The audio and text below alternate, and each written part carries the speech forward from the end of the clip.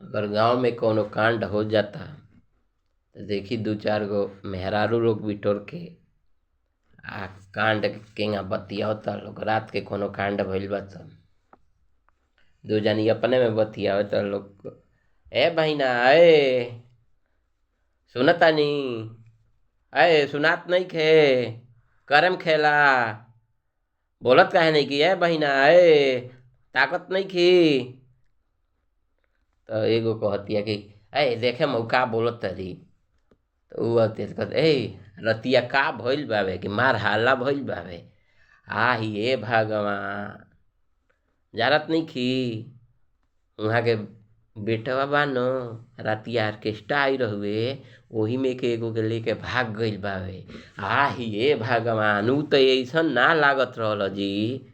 जा ऊ तो सब खानदाने डुबा देहलस।